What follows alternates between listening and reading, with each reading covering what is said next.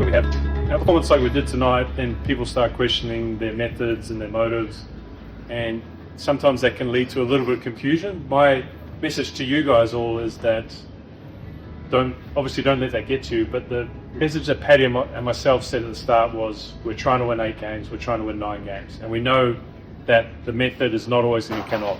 And today we were unlucky in a lot of ways. It's the run out, there's balls going straight to fielders, there's lots of situations that in other games they'll go on our side and we'll keep going and we'll get to that point where we get the score that we know we can defend and we know that we're capable of. What happens now is that people look at dismissals, people look at the overall score and say, we've got to challenge that system, or we've got to try different things, or we've got to be a little bit more sedate, build in innings. But my challenge to you guys is that what you guys did in the first inning, our first match, has been tried to replicate in the next 2, and just didn't quite work. And that happens. And there's a number of reasons for that. We're going to come up against a good Kolkata team, everyone here. So be aggressive. That's the challenge. There's a lot of amazing mental, because ultimately that's how we're going to win games. Goa में शरीफपुरा नाम का एक छोटा सा गांव है। उन दिनों गर्मियों का मौसम था। जैसे जैसे गर्मी बढ़ रही थी, वैसे वैसे एक खास दिन नजदीक आ रहा था। 19 जुलाई। शाम होते ही गांव में एक ऐसी घटना घटी कि सबके दिल दहल गए। हालात इतने खराब हो गए कि लोगों ने अपने बच्चों को घरों के अंदर कैद कर लिया और सड़कें एकदम सुनसान हो गई। हर तरफ एक अजीब सा सन्नाटा छा गया था। जो लोग अक्सर गलियों में दिखा करते थे, वो अब अपनी खिड़कियों से सिर्फ झांक रहे थे।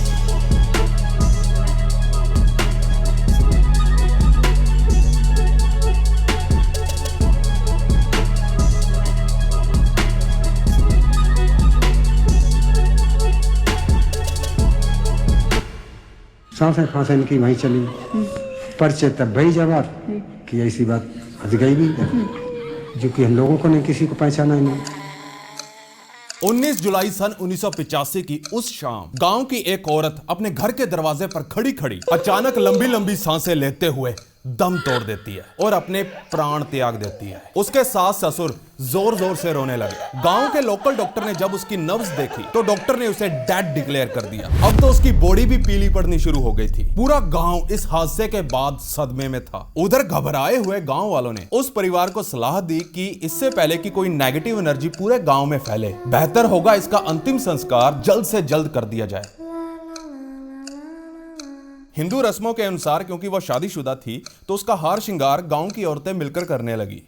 अब ध्यान से सुनना, सारी इंटरेस्टिंग चीजें यहीं से होनी शुरू होती हैं। जिस कमरे में उस डेड बॉडी का हार श्रृंगार चल रहा था, अचानक ही वहां से एक औरत की जोर से चीखने की आवाज सुनाई दी। जब बाकी औरतों ने उस लेडी से पूछा क्या हुआ कि तभी उसी कमरे से एक दूसरी औरत की जोर से चिल्लाने की आवाज आई। देखते ही देखते करीब 19 औरतें घबराहट में चीखती हुई उस कमरे से बाहर भाग गई। वो लगातार कांपे जा रही थी, जिसे देख गांव वालों के रोंगटे खड़े हो गए। किसी की हिम्मत नहीं हो रही थी उस कमरे में घुसने की कि कोई जाकर देखे कि वहां चल क्या रहा है। तभी अचानक गांव वालों के कानों में एक अजीब सी आवाज गूंजने लगी। जब सबने ध्यान से सुना तो उन्हें पता चला कि कोई उस कमरे से कट कट कट की आवाज करे जा रहा था, जो लगातार बढ़े जा रही थी, मानो जैसे 2 हड्डियां आपस में टकरा रही हों। उस भयानक आवाज को सुन आधे गांव वाले तो तभी के तभी भाग खड़े हुए और सबने अपने घरों में घुस दरवाजे बंद कर लिए। खौफ इतना था कि जो लोग वहां रुके हुए भी थे, उनमें से भी किसी की हिम्मत नहीं हुई कि कोई झांक के देख सके कि उस कमरे में आखिर चल क्या रहा है, आखिर हो क्या रहा था उस कमरे में, जिसे देख लोगों ने अपने बच्चों तक को घरों में कैद कर लिया। वो कट कट कट की आवाज अभी भी कानों में चुभ रही थी। बात इतनी ज्यादा बिगड़ गई कि अमेरिका से यूनिवर्सिटी ऑफ वर्जीनिया के साइंटिस्ट जब इटावा के शरीफपुरा गांव में पहुंचे और जो उन्होंने वहां देखा तो उसे देख उनका भी कलेजा मुंह को आ गया। देखिए, हो सकता है और मुझे यकीन है कि आपने भी यह स्टोरी कहीं ना कहीं किसी ना किसी से सुनी होगी, पर मैं आपको यकीन दिलाता हूं इंटरनेट पर इससे जुड़े हर फैक्ट को तोड़ मरोड़ के पेश किया जा रहा है। मतलब जो मन में आ रहा है वही बके जा रहे हैं। हुआ क्या, बताया कुछ और जा रहा है। जो लोग इस स्टोरी को तोड़ मरोड़ कर दिखा रहे हैं, शायद उन्होंने भी नहीं सोचा होगा कि यह सच्ची कहानी उनकी सोच से भी भयानक है, जिनके बारे में तो उन्हें पता भी नहीं होगा। और आपको भी। लिटरली मैंने भी अपनी पूरी लाइफ में कभी इस तरह की कहानी को नहीं पढ़ा ना सुना। ये कुछ ज्यादा ही एक्सट्रीम है। जब मैं इसके ऊपर आर्टिकल्स पढ़ रहा था तो यकीन मानिए मेरा दिमाग हिल गया था। सन 1968 इटावा के एक छोटे से गांव अंगद का नगला में रहने वाले छोटे सिंह नाम के व्यक्ति के घर में एक नन्ही बेटी का जन्म हुआ। उसने अपनी बेटी का नाम सुमित्रा सिंह रखा। छोटे सिंह गुजरात के एक टेक्सटाइल मिल में काम करता था। काम के सिलसिले में छोटे सिंह और उसकी बीवी को कई बार माइग्रेट करना पड़ता था। इसलिए जब उनकी बेटी 5 साल की हुई तो छोटे सिंह ने बीरपुर में रहने वाली अपनी भतीजी फूलमाला के पास सुमित्रा को रहने के लिए छोड़ दिया। सुमित्रा को हमेशा ही अपने पेरेंट्स की कमी खलती थी। जब वो 11 साल की हुई तो उसकी माँ चल बसी और वो और भी ज्यादा अकेलापन फील करने लगी। जब वो 13 साल की हुई तो उसके पिता ने सुमित्रा की शादी शरीफपुरा में रहने वाले जगदीश सिंह से कर दी। देखिए, अब काम के तलाश में जगदीश को अक्सर दिल्ली में रहना पड़ता था। मजबूरी थी, घर भी तो चलाना था। कभी कभी तो महीनों के लिए उसे घर से दूर रहना पड़ता था। उधर सुमित्रा बेचारी जो बचपन से ही अकेली रही थी, बचपन में माँ बाप करीब नहीं रहे और शादी के बाद पति, जिससे वो और भी ज्यादा लोनली फील करने लगी। लेकिन अब उसकी जिंदगी हमेशा के लिए बदलने वाली थी। दिसंबर 1984 सुमित्रा ने एक प्यारे से बच्चे को जन्म दिया और अब पहली बार उसे एहसास हुआ कि उसके बेटे की वजह से उसका सारा अकेलापन अब दूर हो जाएगा। वो अपने बेटे को हमेशा अपने सीने से लगा कर रखती। जिंदगी में पहली बार सुमित्रा बहुत ज्यादा खुश थी, पर शायद भगवान को यह मंजूर नहीं था। जब उसका बेटा करीब 2 महीने का हुआ तो एक सुबह सुमित्रा अपने बेटे को छाती से बांधकर गांव के कुएं से पानी लेने जा रही थी। एक हाथ में बाल्टी थी तो दूसरा हाथ उसने अपने बेटे के सर पर रखा हुआ था। उस कच्ची सड़क पर चलते चलते अचानक वो एक जगह पर थम गई, पॉज हो गई और उसके हाथ से वो बाल्टी नीचे गिर गई। बाल्टी की आवाज सुनकर गांव वालों का ध्यान उस तरफ गया। उन्होंने देखा सुमित्रा एक स्टैचू की तरह एक ही जगह पर खड़ी हुई थी। जब एक महिला सुमित्रा के पास जाकर पूछती है कि क्या हुआ तुम्हें, तुम ठीक तो हो, लेकिन सुमित्रा आगे से कुछ नहीं बोली। वो वैसे की वैसे ही खड़ी रही। जब उस औरत ने सुमित्रा की ओर देखा तो उसने देखा सुमित्रा के हाथ पीछे की ओर मुड़े हुए थे। तभी उसका ध्यान सुमित्रा के चेहरे की तरफ गया तो उसने देखा सुमित्रा की आंखें गोल गोल घूम रही थी और वो जोर जोर से दांत पीसने लगी। वो दांतों को इतनी जोर जोर से पीस रही थी कि उससे निकलने वाली आवाज लोगों को दूर दूर तक सुन रही थी। दांतों की जोर जोर से कच कच की आवाज सुन आगे खड़ी औरत जोर से चिल्लाई। Many laborers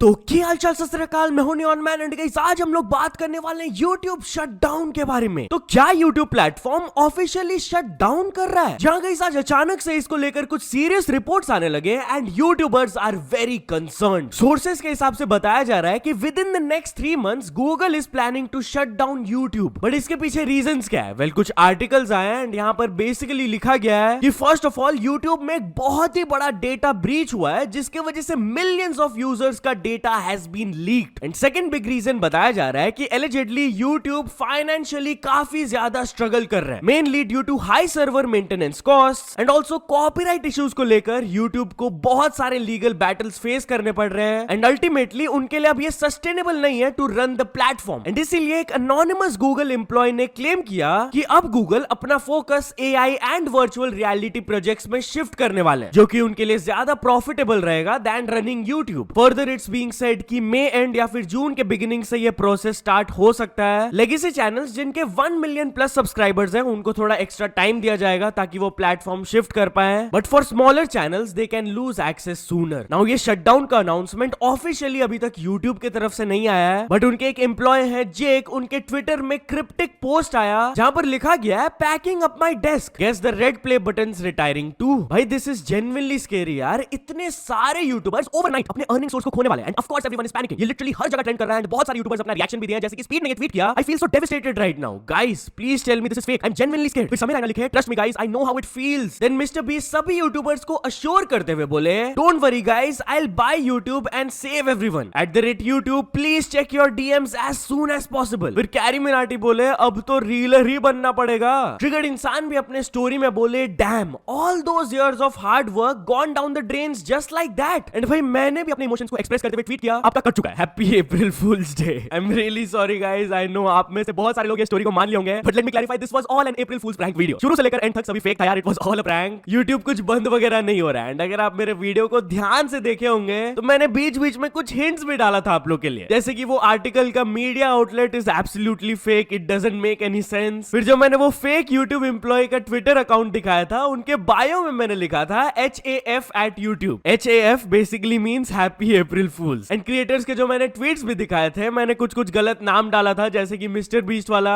एंड कुछ के ट्वीट्स में मैंने गलत डेट ही डाल दिया था। तो भाई अगर तो आपका पोपट बन गया है तो ग्रेसफुली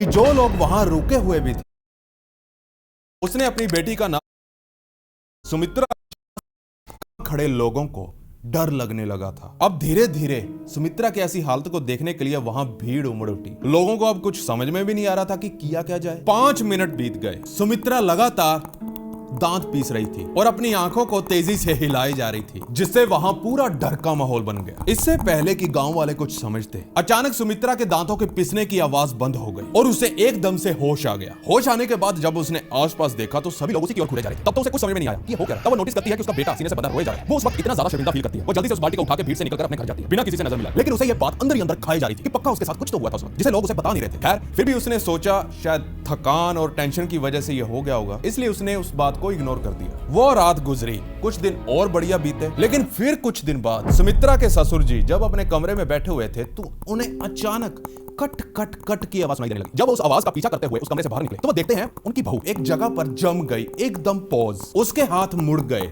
जैसे पीछे की ओर मुड़कर टूटने की कोशिश कर रहे हो, और उसकी आंखें घूम घूम कर खोपड़ी में घुसने की कोशिश कर रही थी, और दांतों के इस तरह पीसने की वजह से वो कट कट कट की आवाज आ रही थी, जिसे देख सुमित्रा के ससुर के तोते उड़ गए। और वो घबराया हुआ सुमित्रा की सास को आवाज लगाता है। उसकी सास का इस मंजर को देख गला सूख गया और वो जोर जोर से चिल्लाकर सुमित्रा को होश में लाने की कोशिश करती है, लेकिन सुमित्रा टस से मस नहीं हुई। अब धीरे धीरे आसपास के पड़ोसी भी घर में इकट्ठा होने लगे। सभी लोग सुमित्रा का ये रूप देख सहम उठे। लोग कहने लगे पक्का इसे किसी पिशाच ने जकड़ लिया। 10 मिनट तक यह सिलसिला यूं ही चला। फिर अचानक सुमित्रा की आंखें एक जगह पर रुकी और दांतों के पीसने की आवाज भी थम गई। सुमित्रा को होश आ गया था।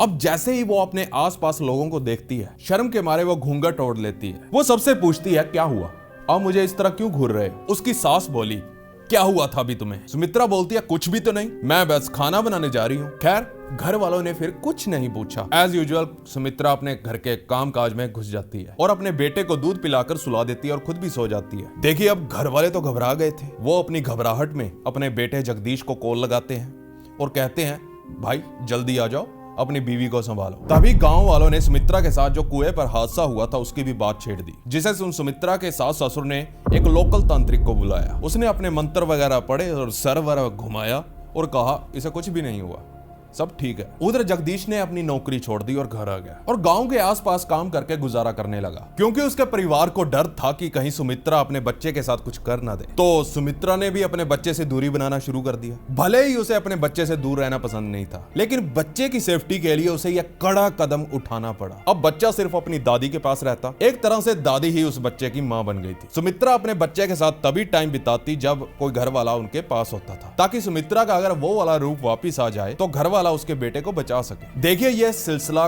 कई महीनों तक चला।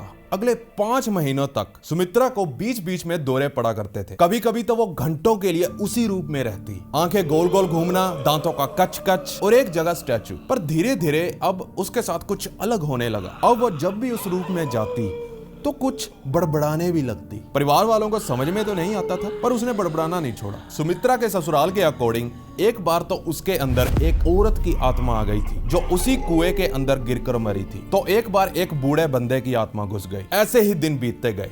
फिर आता है 16 जुलाई 1985 का वो दिन, जहां से यह स्टोरी अब बिल्कुल चेंज होने वाली है।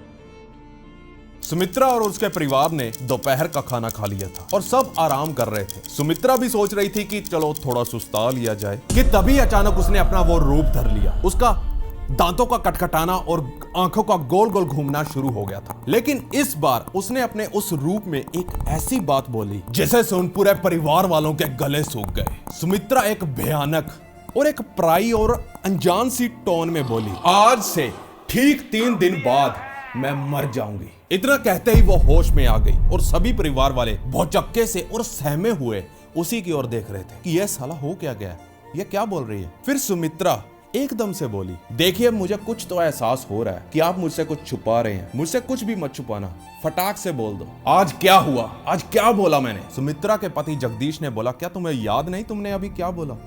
सुमित्रा आगे से बोली, नहीं। सुमित्रा के पति ने उसे बताया, तुमने अभी उस रूप में बोला कि आज से ठीक 3 दिन बाद तुम मर जाओगे। सुमित्रा बोली, क्या बकवास कर रहे हो। जब सभी उसके ससुराल ने बात को कंफर्म किया तब जाकर उसने माना। देखिए अब सुमित्रा को भी डर लगने लगा था। आपने नेटफ्लिक्स पर एक वेब सीरीज देखी होगी जिसका नाम है हेलबाउंड। उसके अंदर भी कुछ ऐसा होता है, फर्क सिर्फ इतना होता है कोई आत्मा या कोई चीज आती है परछाई और वो बताती है लोगों के मरने का दिन और टाइम। वो काफी भयानक वेब सीरीज थी। यहाँ रियल स्टोरी में भी कुछ उसी वेब सीरीज की तरह चल रहा है। सुमित्रा की बात पर आए तो अगले 3 दिन तक वो बढ़िया रही, उसके ऊपर कोई भूत सवार नहीं हुआ। 19 जुलाई सन 1985 ये वही दिन था जब सुमित्रा ने भविष्यवाणी की थी उस रूप में आकर कि वो मर जाएगी, और वो खास दिन आ गया था।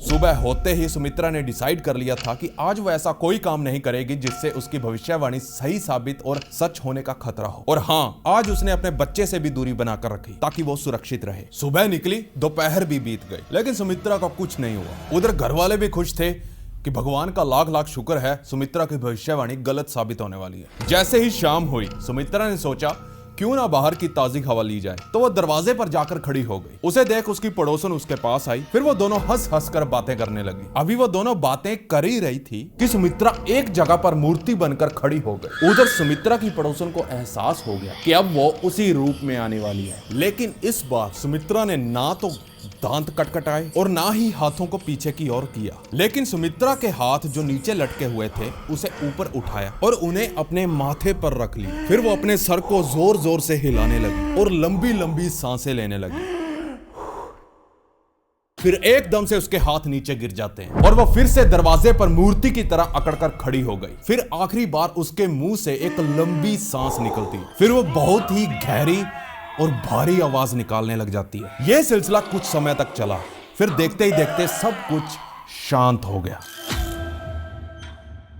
सुमित्रा के परिवार वाले भागकर जब सुमित्रा के पास पहुंचे, उन्होंने देखा वो खड़ी थी पर उसका चेहरा पीला पड़ गया था और उसकी सांस भी बंद हो गई थी। परिवार वाले बहुत डर गए थे, तो उन्होंने गांव के एक लोकल वैद्य को बुलाया। लेकिन जैसे ही वैद्य जी ने उसकी हार्ट बीट और नर्व्स चेक की तो आते ही उसने उसे डेड डिक्लेयर कर दिया, यानी मृत घोषित कर दिया। पूरा गांव इस हादसे के बाद सहम उठा। उन्हें पता था सुमित्रा ने अपनी मौत की खुद भविष्यवाणी की और वो उसी दिन मर गई। गांव में बातें होने लगी कि ये तो कोई ईश्वर का प्रकोप है, तो कोई इसे श्राप का नाम दे रहा था। घबराए हुए गांव वालों ने अपने बच्चों तक को घर से बाहर निकलने पर पाबंदी लगा दी। कुछ गांव वाले सुमित्रा के घर पहुंचे और उसके परिवार को कहा, इससे पहले कि कोई नकारात्मक नेगेटिव एनर्जी गांव में फैले, जल्द से जल्द सुमित्रा का अंतिम संस्कार कर दो, नहीं तो बहुत बुरा होगा। गांव के लोग सुमित्रा के अंतिम संस्कार के रीति रिवाजों में जुट गए। हिंदू रस्मों के अनुसार सुमित्रा का हार श्रृंगार गांव की औरतें करने लगी। सुमित्रा को मरे हुए अब करीब 21 मिनट बीत गए थे। एक तरफ गांव वालों ने लकड़ी का सामान जुटाया और बेड बनाया, और उधर दूसरी तरफ सुमित्रा का भी हार श्रृंगार औरतें अब कंप्लीट करने वाली थी। लेकिन जिस कमरे में सुमित्रा का हार श्रृंगार चल रहा था, बाहर खड़े गांव वालों को वहां से अचानक एक औरत के चिल्लाने की आवाज सुनाई पड़ती है। अभी बाकी औरतें पूछ ही रही थी कि क्या हुआ कि तभी 19 और औरतें जोर जोर से चीखती हुई उस कमरे से बाहर भागी। बाहर लोग डरे घबराए हुए और पूछ रहे हैं हुआ क्या। तब उन्हीं में से एक औरत अपनी उंगली उस कमरे की ओर करती है जिस कमरे में सुमित्रा की डेड बॉडी पड़ी हुई थी, और कहती है सुमित्रा ने अभी अपनी आंखें खोली। जिसके बाद उसने अपनी आंखें बंद की और बंद आंखों की पुतलियां हिल रही हैं, कुछ उसी तरह से जैसे बंद आंखों में आप सपना देखते हैं और आपकी आंखों की पुतलियां हिलती रहती हैं। बहुत ही खौफनाक मंजर था। लोगों की हिम्मत नहीं हो रही थी अंदर घुसने की और जाकर देखने की। फिर कुछ जिगरे वाली औरतें हिम्मत करके उस कमरे में घुसी और जब उन्होंने सुमित्रा की डेड बॉडी की ओर नजर घुमाई तो उन्होंने देखा कि सुमित्रा के फेफड़े एकदम से फूल गए और फिर एकदम से बहुत गहरी सांस छोड़ते हुए सुमित्रा एकदम से उठकर खड़ी हो गई। वहां खड़ी सभी जिगरे वाली औरतें चिल्लाते हुए कमरे से बाहर की ओर दौड़ी। बाहर खड़े सुमित्रा के ससुर ने जब उनसे पूछा क्या हुआ तो उन्होंने बताया सुमित्रा का भूत फिर से वापस आ गया और वो बैठकर दांत कटकटाए जा रही है। जब यह बात सुमित्रा के पति को पता चली तो वो भागकर सुमित्रा के पास गया। उसने देखा वो वही अपने दूसरे रूप में थी। फिर एकदम से दांतों के कटकटाने की आवाज बंद हुई और सुमित्रा को होश आ जाता है। वो आसपास खड़े लोगों को पूछती है मैं कहां हूं और आप लोग कौन है। फिर से उस डॉक्टर या कह लीजिए वैद्य को बुलाया जाता है। वैद्य उसकी नब्ज और हार्ट बीट चेक करता है और बोलता है चमत्कार हो गया, सुमित्रा वापस जिंदा होगी। अबे साले वो सामने खड़ी है, तू क्या नब्ज चेक कर रहा है। खैर उसकी हालत बढ़िया देख सुमित्रा का पति उसे रोते हुए जोर से कस कर उसे गले लगा लेता है कि तभी सुमित्रा अपने पति को जोर से धक्का मारती है और बोलती है कौन हो तुम और किसी पराई औरत को गले लगाते हुए तुम्हें शर्म नहीं आती। वो उसे बताता है बावली मैं तेरा पति हूँ, ये तेरी सास है, ये तेरा ससुर है और ये तेरा बेटा है, तुम्हारा जिगर का टुकड़ा जिसे तुम अपने सीने से लगा कर रखती हो। फिर सुमित्रा जोर से चिल्लाती है नहीं मैं तुम में से किसी को नहीं जानती और ये मेरा बेटा नहीं है और ना ही तुम मेरे पति हो। वैद्य उनके परिवार को कहता है सुमित्रा अभी सदमे में है, इससे थोड़ा दूर रहो, यह अपने आप ठीक हो जाएगी। वो रात बीती, अगली सुबह आ जाती है। सुमित्रा बिल्कुल ठीक ठाक थी लेकिन अभी भी उसकी याददाश्त वापस नहीं आई। वो किसी को भी अपने करीब नहीं आने दे रही थी, खासकर अपने पति को। सुमित्रा ने तो अपने घर से भागने की भी कोशिश की थी लेकिन किसी तरह से जगदीश उसे पकड़कर वापस ले आता है। वो जोर जोर से चीखती है तुम मेरा परिवार नहीं हो, मुझे मेरे बेटों रिंकू और टिंकू के पास जाना है, मेरे बच्चे मेरा इंतजार कर रहे हैं, मुझे जाने दो। तभी सुमित्रा का पति बोला अरे तुम क्या बके जा रही हो, तुम्हारा सिर्फ एक ही बेटा है और वो तुम्हारे सामने है। लेकिन वो कहां मान रही थी। जगदीश के परिवार वालों ने काफी बाबाओं और तांत्रिकों को अपने घर बुलाया लेकिन कोई भी उसका इलाज न कर पाया। फिर एक दिन आखिरकार सुमित्रा ने अपने पति के सामने अपना मुंह खोला। फिर जो उसने बोला उसे सुन सब हैरान, सबके रोंगटे खड़े हो गए, तोते उड़ गए और भौचक्के रह गए। सुमित्रा बोली मेरा नाम सुमित्रा नहीं शिवा द्विवेदी है और मैं डिबियापुर की रहने वाली हूँ। लेकिन सुमित्रा के पति को लगा दोबारा जीवित होकर शायद उसका दिमाग घूम गया और ये हमेशा के लिए अब ऐसी ही रहेगी क्योंकि महीनों बीतने के बाद भी वो पहचान नहीं रही थी और अपने बेटे की तरफ तो उसने देखा तक नहीं और सिर्फ रिंकू टिंकू को मिलने की जिद लगाए रखी। खैर सुमित्रा का पति उसे बहुत चाहता था, उसे प्यार करता था तो वो उसे उसी तरह से एक्सेप्ट करने के लिए बेबस था। अब मैं जो आपको बताऊंगा उसे सुन शायद आप हैरान हो जाओ। सुमित्रा कभी भी स्कूल नहीं गई, वो एक तरह से अनपढ़ी थी, हल्का फुल्का शायद कुछ अक्षर वगैरह पढ़ पाए, वो अलग बात है। लेकिन अब एकदम से दोबारा जिंदा होने के बाद उसके पढ़ने और लिखने की एबिलिटी भी बढ़ गई थी। अब तो वो इंग्लिश भी बोलने लगी थी। इस चेंज के अलावा उसके पहनावे में भी बदलाव आया। वो अब थोड़ा अर्बन स्टाइल में या कह लीजिए शहरी औरतों की तरह साड़ी पहनना चालू कर देती है और उसने पुराने वाले बर्तनों से खाना खाने से भी मना कर दिया। उसने कहा मुझे साफ बर्तन चाहिए और उसे छुएगा भी नहीं कोई और यहां तक कि उसने ये भी कहा कि मैं बड़ी जात से हूं, मुझे छूना भी मत। उस जमाने में आपको पता ही है किस तरह की जात पात का माहौल था। इसके अलावा उसकी अब वॉइस भी हाई पिच में चली गई थी और वो अपने पति और परिवार वालों के साथ थोड़ा रूड तरीके से बात करने लगी, बदतमीजी से, जैसे वो उससे नीची जात के हों। देखिए अब उसके इस बिहेवियर को देख उसके पति और आसपास के लोगों ने अंदाजा लगाया कि जब वो 21 मिनट के लिए मरी हुई थी तो उसके दिमाग पर कोई किसी तरह का मानसिक अटैक हुआ होगा जिसकी वजह से वो ऐसा बर्ताव कर रही है। इन सब चीजों को ध्यान में रखते हुए अब सुमित्रा के पति और परिवार वालों ने भी कोशिश करना छोड़ दिया था, लेकिन हाँ उन्होंने इतना ध्यान जरूर रखा कि कहीं वो कहीं भाग ना जाए। इसी तरह कुछ और महीने बीते। फिर आती है वो तारीख जिस दिन सुमित्रा के परिवार वालों पर कहर टूट पड़ा।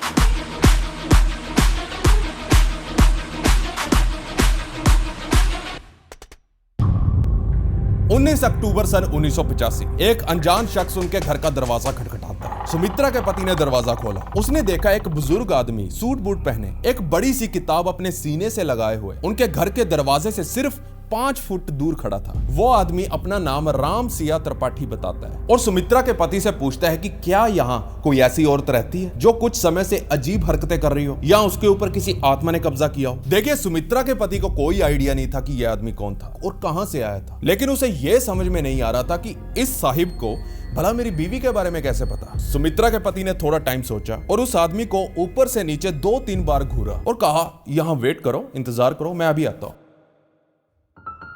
उधर जगदीश ये सोचते हुए कि ये आदमी कौन हो सकता है, सुमित्रा के कमरे में पहुंचा और सुमित्रा से बोला कि कोई राम सिया त्रिपाठी नाम का आदमी बाहर दरवाजे पर खड़ा हुआ है। आमतौर पर सुमित्रा अपने पति और परिवार वालों की बात नहीं सुना करती थी और उन्हें इग्नोर कर दिया करती थी। उसके पति ने सोचा आज भी ये वही करेगी, लेकिन जैसे ही सुमित्रा ने राम सिया त्रिपाठी का नाम सुना, उसके चेहरे पर मानो जैसे खुशी की लहर दौड़ पड़ी और वो छलांग लगाकर खड़ी हुई और भागकर दरवाजे के बाहर खड़े हुए राम सिया त्रिपाठी के कसकर गले लग जाती है और वो कुछ ऐसा बोली कि राम सिया त्रिपाठी जी की हवा निकल गई और हैरानी में त्रिपाठी साहिब ने उसे एकदम से अपने से दूर कर दिया। एक्चुअली सुमित्रा ने उस वक्त ये कहा था, मुझे पता था आप आओगे पापा, लेकिन जब त्रिपाठी जी ने सुमित्रा को अपने से दूर किया तो सुमित्रा थोड़ा गुस्से से उनकी ओर घूरी। त्रिपाठी जी ने सुमित्रा से पूछा, तुम्हारा नाम क्या है? वो आगे से बोली, शिवा द्विवेदी। वो नाम सुनकर त्रिपाठी जी थोड़ा शौक में चले गए, उनके हाथ पैर फूल गए। वो घर के बाहर बने थड़े पर अपना सर पकड़कर बैठ गए और सुमित्रा भी उनके पास जाकर बैठ गई। फिर त्रिपाठी जी वो किताब खोलते हैं जो वो अपने सीने से लगाकर अपने साथ लाए थे। एक्चुअल में वो किताब उनकी अपनी बेटी की शादी की एल्बम थी।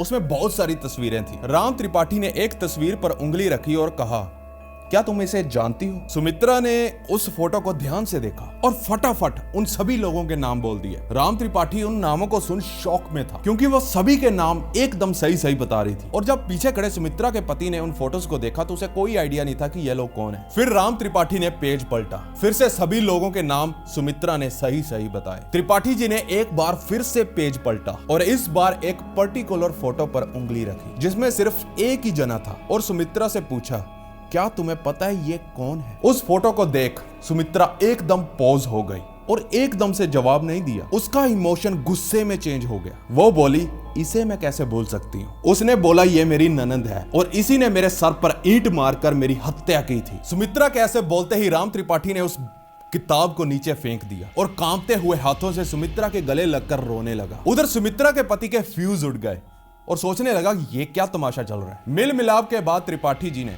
सुमित्रा के पति को बोला, आओ अंदर चलते हैं, फिर मैं तुम्हें सब समझाता हूं। अब अंदर बैठने के बाद राम त्रिपाठी जी ने सुमित्रा के परिवार वालों को एक स्टोरी बताई, एक ऐसी स्टोरी जिसे सुन पूरे परिवार वाले हक्के बक्के रह गए और आपके भी होश उड़ने वाले हैं। और यह कहानी थी उसकी बेटी यानी राम त्रिपाठी की बेटी शिवा द्विवेदी की।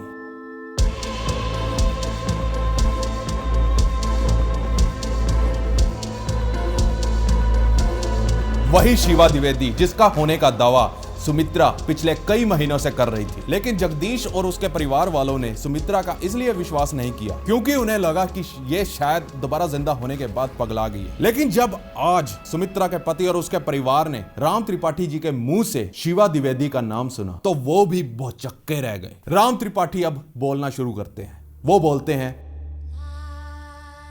शिवा द्विवेदी मेरी बेटी थी। वो 24 अक्टूबर 1962 को पैदा हुई और इटावा से ही उसने अपनी पढ़ाई लिखाई और बीए पास की। 18.5 साल की उम्र में मैंने उसकी शादी डिबियापुर के छेदीलाल द्विवेदी से की। अब बात करें उसकी दूरी की तो डिबियापुर शरीफपुरा से करीब 100 किलोमीटर की दूरी पर बसा एक छोटा सा गांव था। राम त्रिपाठी बताता है, मैं एक लेक्चरर था और मैं काफी अमीर था, तो मेरी बेटी शिवा के ससुराल वाले आए दिन मुझसे दहेज की मांग करते, इसलिए शिवा की अपने ससुराल वालों के साथ लड़ाइयां चलती रहती थी। शिवा के 2 बेटे हैं, रिंकू और टिंकू। इतना सुन जगदीश और उसके वहां बैठे परिवार वाले और भी ज्यादा हैरान हुए क्योंकि रिंकू और टिंकू को तो ही मिलने के लिए सुमित्रा अक्सर कहा करती थी। शिवा अपने ससुराल में सबसे ज्यादा पढ़ी लिखी थी, इसी वजह से ससुराल वाले उससे नफरत करते थे और वो हर चीज पर सवाल जवाब करती थी। इन्हीं लड़ाइयों की वजह से शिवा अक्सर लेटर लिखकर अपने पापा राम त्रिपाठी को यह बताया करती थी कि उसके ससुराल में उसके साथ क्या हो रहा है। 18 मई सन 1985 शिवा की अपने ससुराल वालों के साथ बहुत ज्यादा झड़प हुई। उसी शाम शिवा ने अपने मामा को फोन करके बताया कि मुझे मारा पीटा जा रहा है, मामा प्लीज मुझे यहां से ले जाओ। उसका मामा कहता है कि मैं अभी तो नहीं आ सकता, कल जरूर आ जाऊंगा। अगला दिन आता है 19 मई सन 1985। ये वो दिन था जब शिवा द्विवेदी की बॉडी फफून रेलवे स्टेशन के रेलवे ट्रैक पर पाई गई। शिवा के मामा ने पुलिस रिपोर्ट दर्ज करवाई कि उसके ससुराल वालों ने ही उसे मार डाला, लेकिन उसके परिवार वालों ने कहा कि वो झगड़ा करके रात को चली गई थी और कर लिया। पर हैरानी वाली बात थी, उस रात कोई भी ट्रेन नहीं आई थी। उसके सर पर तो सिर्फ एक चोट का निशान था ना ही किसी कटने का निशान। उसके अलावा उसकी पूरी बॉडी सही सलामत थी। शिवा के मामा शिवा के ससुराल वालों के पास रोते रहे कि प्लीज इसका अभी अंतिम संस्कार मत करो, पहले उसके पिता को आ लेने दो और इसका पोस्टमार्टम होने दो। लेकिन उन्होंने किसी की भी ना सुनी और जल्दी से जल्दी बिना पोस्टमार्टम के उसकी बॉडी को जला दिया। जब शिवा के पिता राम त्रिपाठी डिबियापुर पहुंचे तो उनके हाथ सिर्फ अपनी बेटी की राख आई, जिसके बाद शिवा के ससुराल वालों को अरेस्ट तो किया गया, लेकिन बिना कोई सबूत ना होने की वजह से और बॉडी ना होने की वजह से उन्हें छोड़ दिया गया। देखिए अब वहीं इसी केस के चलते राम त्रिपाठी को डिबियापुर के काफी चक्कर लगाने पड़ते थे और तभी उसने किसी से ये अफवाह सुनी कि शिवा की आत्मा यहाँ से 100 किलोमीटर दूर शरीफपुरा नाम के एक गांव की एक औरत के अंदर आ रही है। क्योंकि वो पढ़ा लिखा एक प्रोफेसर था तो उसने पहले तो इस बात को नकार दिया, लेकिन फिर एक दिन उसने अपने एक जानकार को इस बात का पता लगाने को कहा तो उस जानकार ने यह कंफर्म किया कि हाँ ये बात तो सच है। लेकिन राम त्रिपाठी जी थोड़ा गुस्से में थे। उन्होंने सोचा शायद कोई ढोंग कर रहा है और मेरी बेटी का गलत नाम इस्तेमाल कर रहे हैं। और फिर 19 अक्टूबर 1985 के दिन वो शरीफपुरा गांव जाने का फैसला करता है। मैं आपको बता दूं वो पहले कभी भी शरीफपुरा गांव में नहीं गया था। उसने तो शरीफपुरा का नाम भी पहली बार सुना था। इधर उधर पूछते पूछते वो जैसे तैसे करके उस गांव में पहुंच गया। उसने वहां किसी से अजीब सी औरत का घर पूछा जिसके ऊपर भूत प्रेत वगैरह आते हैं। तो गांव वालों ने उसे जगदीश के घर का रास्ता बताया और ये सब बताते हुए राम त्रिपाठी जी सुमित्रा के परिवार वालों को बोलते हैं इस तरह मुझे इस घर का पता चला और मुझे खुशी है मैंने यहां आने का फैसला किया, नहीं तो मैं अपनी बेटी से दोबारा नहीं मिल पाता और ये कभी भी ना पता चलता कि उसका कातिल कौन था। तो इस तरह से त्रिपाठी जी इस घर तक पहुंचे थे। इंटरनेट और यूट्यूब पर तो ये सिर्फ अफवाहें हैं कि सुमित्रा ही अपने पापा त्रिपाठी जी को अक्सर चिट्ठियां लिखा करती थी और एड्रेस भी बताया कि कहां आना है। ये फैक्ट बिल्कुल गलत था। सुमित्रा बनी शिवा का इसमें कोई रोल नहीं था। राम सिया त्रिपाठी जी ने ही खुद अपनी मेहनत से इस घर को ढूंढा। खैर अब जो सुमित्रा के साथ जो हुआ था पहले, वो मरी थी, वो दांत कचकचाने लगती थी और आंखें घूमने लगती थी। जब सुमित्रा के पति ने ये वाली स्टोरी शिवा के पापा राम त्रिपाठी को बताई तो त्रिपाठी जी भी हैरान थे, क्योंकि ऐसा कुछ त्रिपाठी जी ने अपनी जिंदगी में पहले कभी एक्सपीरियंस नहीं किया था। वो यहाँ आया तो किसी बहरूपिया का भांडा फोड़ने, लेकिन खुद शॉक हो गया। 19 मई सन 1985 में शिवा द्विवेदी की हत्या के बाद फिर उसके 2 महीने बाद 19 जुलाई 1985 को सुमित्रा भी अपनी मौत की भविष्यवाणी करके मर जाती है।